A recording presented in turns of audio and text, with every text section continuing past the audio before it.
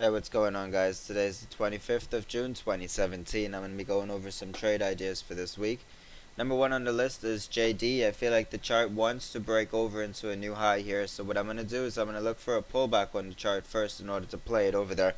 If I don't get the pullback on it, I can play it over the high, over the breakout, but I'd prefer to get a pullback on it. So I'm thinking if the chart can pull back to about the on this one to about $42 level, it should provide us with a decent entry. So I'm looking for some retrace, obviously, off of Friday's session move for a long on JD and a possible move over this high. If I can get this high breakout, it would be an add spot on JD.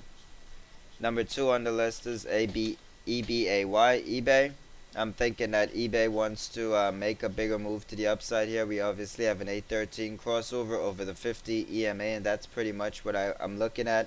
Increased volume in the chart seems like it's setting up some. So what I'd like to see on eBay is a pullback in order to play it. Most of these charts I do like to see pullback first before I take them on the long. If the chart is to break over the previous session's highs, it obviously puts you into a long scenario.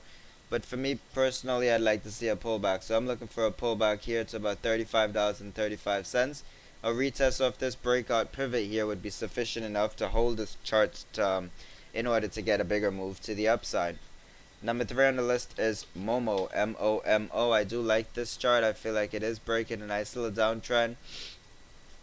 We're obviously holding the break over the trend line here.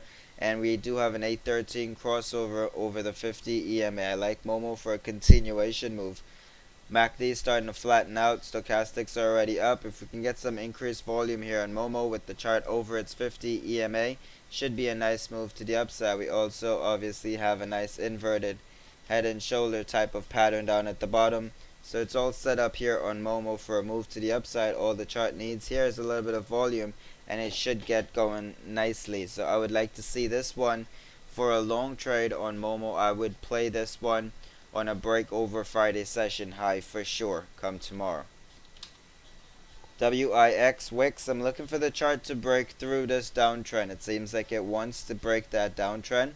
What I'd like to do is play it on a pullback first and see if the chart was to hold the pullback. So what I'm looking for is a pullback on this one to about $75.30.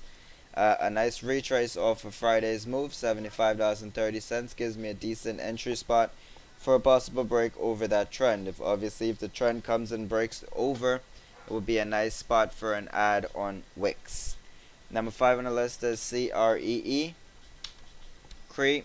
Charts closing over the 200 SMA, closed over that 200 SMA on Friday. 813 over the 50 EMA and breaking over the last pivot point area here. I feel like we could get a continuation of this move here. What I'd like to see is a nice little quick pullback on this chart. I don't think it pulls back that much. I think the chart's at 25.35. If it pulls back to about 25, should be sufficient enough to hold some strength over that pivot breakout and give us a long opportunity on Cree.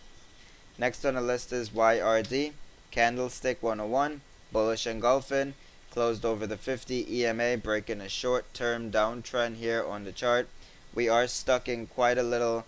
Obviously, you can see that we're stuck in a channel here, so don't expect the chart to make a fierce move to the upside, but we can play this short-term if you're just day trading it. So on Yard, what would you be looking for? You'd be looking for a retest of that trend and a pullback down to about, I would say about $24.20 or so. Let's see if we can get a quick retest of that 50 EMA and then a long opportunity on Yard. This chart can become very explosive once it gets out of the channel, but until it remains in the channel, there's really nothing you can do but day trade it and see if you can have that day where you end up with the channel trade breakout. On Snak, I like this one. A lot of volume came in here on Friday, so let's take a look at this one coming into this week. See if we can get a break over this pivot point here. If we can get a break over that pivot point, I think that puts us a break over 466, and then we could play it on the long side. For right now, another chart that's kind of basically stuck in this range until it really doesn't break out to the upside. It doesn't force you to put your money there, but it's definitely something that you should have an alert set for. Number 8 is Twtr. There's a flat top breakout possibility. So let's go through what we have here first. We have an 813 over the 50 EMA.